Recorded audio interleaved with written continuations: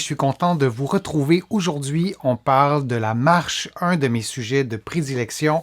Vous le savez, les conseils que je vous donne aujourd'hui ne remplacent pas les conseils d'un professionnel de la santé et vous allez trouver aussi beaucoup d'informations sur la marche et d'autres sujets.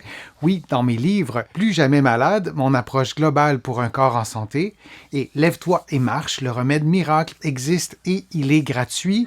1000 pas de plus par jour réduisent de 12 à 15 % le risque de mort prématurée. C'est un chiffre qui est très impressionnant. Je ne comprends pas pourquoi nos décideurs publics ne nous parlent pas davantage de cet enjeu-là. On nous parle beaucoup plus des problèmes dans le système de santé, des listes d'attente, de l'accessibilité aux soins.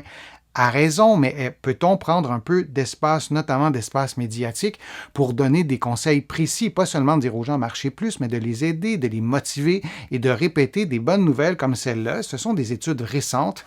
On doit transmettre l'information, alors c'est très, très concluant. Ces études-là sont faites sur des populations, sur des grandes populations, mais c'est une diminution de risque de mort prématurée très élevée. Il y a vraiment un effet dose-réponse clair dès 3000 pas par jour, il y a un seuil protecteur, et ensuite, l'effet augmente de 7000 à 10 000 pas par jour. C'est une étude parapluie. Il y a beaucoup d'études qui ont été faites et qui n'avaient pas suffisamment de grands marcheurs qui marchent 10, 15, 12 000 pas par jour. Alors, c'est plus difficile de tirer des conclusions après 10 000, mais on peut penser que l'effet est proportionnel aussi à la dose. Alors, si vous marchez 10 000, vous souhaitez monter à 12 000, vous aurez sûrement un effet sur la santé, mais chose certaine, si vous marchez très peu et vous augmentez de 3 000 à 7 000, vous allez avoir des effets immenses sur votre santé physique, votre santé mentale et votre santé cognitive aussi. C'est de la prévention, c'est poser des gestes pour éviter quelque chose plus tard. Alors ça, c'est une excellente nouvelle. Les activités physiques d'intensité soutenue apportent un gain supplémentaire d'espérance de vie, de qualité de vie et de prévention des maladies. Ça a été bien démontré.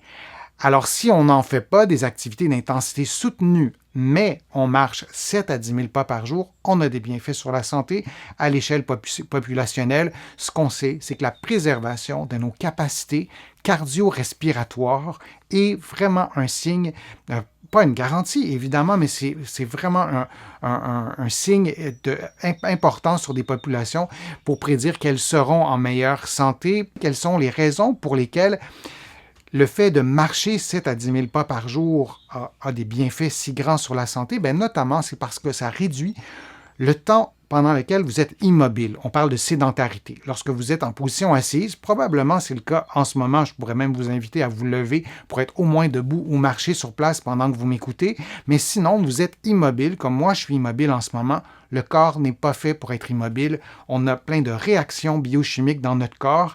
On a du sucre dans notre corps, du glucose qui doit être consommé, qui doit être utilisé pour produire de l'énergie. On a plein de messagers chimiques ou d'hormones qui sont distribués, qui sont échangés, disons, en différents organes.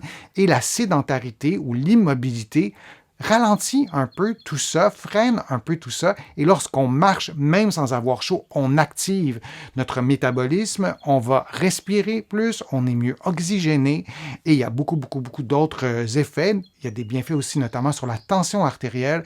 Alors, il y a les bienfaits de l'activité physique de faible intensité comparativement à l'immobilité qui serait liées à la sédentarité et bien sûr aussi les bienfaits des activités physiques d'intensité modérée et soutenue. Vous pouvez marcher assez rapidement et avoir chaud, alors on a encore plus de bienfaits. Conseil, progresser graduellement, c'est vraiment le mot-clé, là. Progressivement, vous visez 5 000 puis 7 000 pas par jour, peu importe la vitesse, et le suivi, et ça c'est important de le faire, je pense, peut se faire avec un podomètre ou une montre ou un carnet de marche. Il y a des podomètres mécaniques que vous pouvez accrocher après votre ceinture, peut-être avec un téléphone intelligent, vous pouvez le calculer. Le fait de prendre conscience du nombre de pas ou du nombre de minutes qu'on va marcher tous les jours, ça peut nous aider à nous motiver. Alors, marcher pour s'éloigner des maladies, oui, c'est vrai, faut le répéter, faut le dire. Il faut se motiver, il faut se rendre compte qu'il y a de plus en plus de personnes autour de nous qui sont motivées à le faire, peut-être s'inspirer de ces personnes-là. Et j'espère de pouvoir avoir contribué un peu en vous parlant des liens avec la marche et notamment le fait de s'éloigner des maladies, peut-être aujourd'hui, peut-être dans quelques heures, de le faire et de marcher un peu plus. Je vous remercie vraiment de votre participation, je vous remercie de vos questions, je vous remercie de votre fidélité aussi. Je vois des noms dans le fil de discussion en direct, dans les fils de discussion aussi en rediffusion, je vois les mêmes noms depuis longtemps, ça me touche beaucoup. Donc merci, vous allez trouver beaucoup d'informations aussi sur mon site web, le www.denisfortier.ca. Vous pouvez vous abonner gratuitement à l'infolettre, vous allez recevoir une lettre par semaine, un courriel par semaine, c'est gratuit évidemment, sur plein de sujets, sur les interventions dans les médias, sur mes livres, tout ça. Et vous allez aussi, bien sûr, trouver beaucoup d'informations dans mes livres que vous allez pouvoir trouver ici au Canada, dans toutes les librairies. Vous pouvez aussi commander ou trouver mes livres aussi de l'autre côté de l'Atlantique, en France, en Belgique, en Suisse et dans d'autres pays européens. Ça me fait vraiment plaisir de vous reparler très régulièrement, de vous présenter mes contenus.